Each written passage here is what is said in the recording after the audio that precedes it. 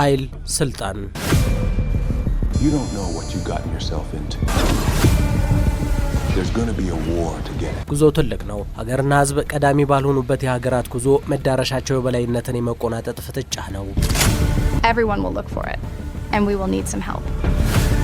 የለነሱ ምንም ሊሆን ይችላል። ነገር ግን ደግሞ የቃላቸውና ድርጊታቸው ማመላከቻ ከታች ያለው የህብረተሰብ ክፍል በተለይም ደግሞ ድህነት አረንቋ በሆነባቸው ሀገራት ኑሯቸውን ያደረጉ ሰዎች ኃያልነት የዓለም ጉልበታም መሆን ብቻ ላይሆን ይችላል። እነሱ ጋር ሲደርስ ግን ጉልበታቸውን መለኪያ አድርገው ይቆጥሩታል። የበላይነታቸውን ለማሳየትም የማይቆፍሩት የማይወጡት ዳገት አይኖርም።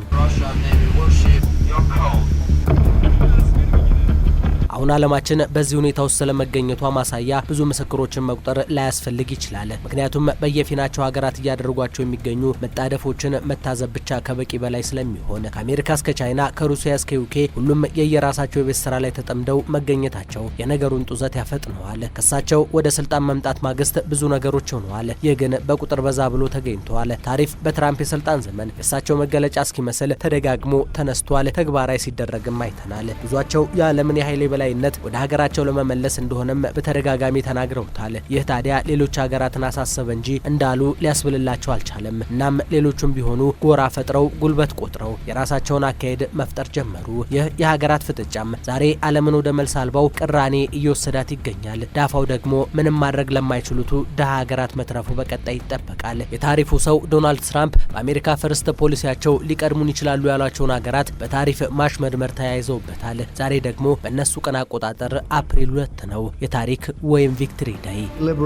Liberation Day is the beginning of Liberation Day. Beautiful word in the dictionary is tariff. ምናልባትም የታሪፍ ጫናው ከዚህ በኋላ መጠኑና ቁጥሩ አድጎ ሀገራትን ሊያደህግ የሚችልበት እድል ሰፊ ነው። ይቺ ቀን ግን በትራምፕ በብዙ ስትጠበቅ ነበር ማለት ይቻላል። ይህ የእሳቸውና አስተዳደራቸው ውሳኔ በዚህኛው የስልጣን ዘመናቸው ለአራተኛ ጊዜ የሚደረግ ሲሆን ለተግባራዊነቱም ሰዓታትን መቁጠር ይዟል። እሳቸው ሊበሬሽን ዴይ ሲሉ የጠሩት የነጻነት ቀን በብዙ ረገድ የሌሎችን ሀገራትን ትኩረት ሳያገኝ አልቀረም። ምክንያቱም እስካሁን ከቃሉና ቀኑ መቆረጥ ውጪ የትኞቹ ሀገራት ላይ ታሪፉ ተግባራዊ ይደረጋል የሚለው የሚታወቅ ነገር ስለሌለ ማለት ነው። የዋሽንግተን ፖስት አቲት ግን እስካሁን ባለው ግምት ለቢግ 15 ከታላላቆቹ 15 ሀገራት ውስጥ ያሉቱ እንደ ብራዚል፣ ታይላንድና ቪየትናም የዚህ ታሪፍ ሰለባዎች ሊሆኑ ይችላሉ እያሉ ነው። ሌሎች ደግሞ ከዚህ ቀደም ሰውየው ቁርሾ ውስጥ የገቡባቸው የአውሮፓ ህብረትን ጨምሮ እንደ ካናዳ፣ ሜክሲኮና ቻይና ያሉት ሀገራት በዛሬው ታላቁ የታሪፍ ቀን ውስጥ ሊታሰቡ ይችላሉ እያሉ ይገኛሉ። የሲቢኤስ መረጃ እንደተናገረው ግን ፕሬዝዳንቱ ዶናልድ ትራምፕ ዛሬ ተግባራዊ ይሆናል ያሉት የታሪፍ መጠን 25% ሲሆን የሚፈጸምባቸው ምርቶችም ከመኪኖች በተጨማሪ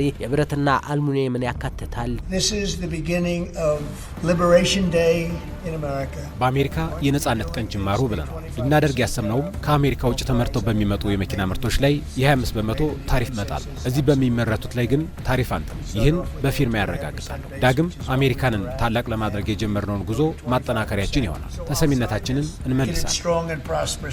የሀገሪቱ ግምጃ ቤት ኃላፊው ስኮት ቤሳን ስለ ጉዳዩ ሲያብራሩም ይህን አሉ። ታሪፉ በአሜሪካ ታሪክ ሆኖ የማያውቅና ትልቁ ነው። ይህ ምናልባትም የሀገራትን የውስጥ ካዝና ሊያናጋ የሚችልበት እድል ሰፊ ነው። የምጣኔ ሀብት ባለሙያዎች በሌላ ጎን የነገሮች ከፍታ ከዚህ በኋላ እየባሱ ሊመጡ እንደሚችሉ ነው የሚናገሩት። ዛሬ ተግባራዊ ይደረጋል የተባለው ታሪፍ በሚቀጥሉት ጊዜያት እስከ 20% በሀገራት የምርት ዋጋ መናርን ሊፈጥር ይችላል። ለአሜሪካ በአንጻሩ በየዓመቱ እስከ 6 ትሪሊየን ዶላር ገቢን ይዞላት ይመጣል።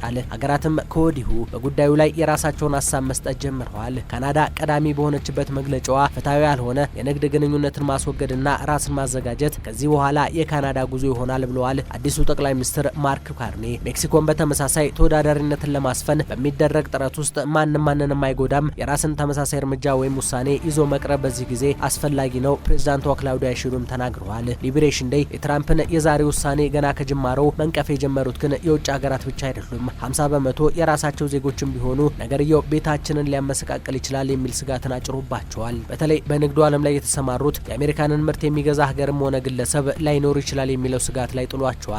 እናም ትራምፕ ውሳኔያቸውን ዞር ብለው ሊያጤኑት ይገባል እያሉ ይገኛሉ። ከ12500 በላይ የታሪፍ አይነቶች፣ 200 አጋር የንግድ አካላትና ሀገራት የሊበሬሽን ወይም ነጻነት ቀን ተገፊዎች በአሜሪካ ሊሆኑ ግን ሰዓታት ቀርቷቸዋል። ይህ የ25% ታሪፍ ውጤት ግን የእስያ ገበያ ላይ ከወዲሁ ጭማሪዎችን ማሳየት ጀምሯል። ያም ሆነ ይህ ግን በተግባራዊነቱ ውስጥ ታሪፉ እስከ 100 ሀገራትን ሊነካ እንደሚችል የሚናገሩም አሉ። ሊበሬሽን ዴይ በአሜሪካ የነጻነት ቀን ውስጥ ትርጉሙ ዛሬ ከብዷል። ትራምፕም የዳግም ስልጣን 100ኛ ቀናቸው ዛሬ ደፍኗል።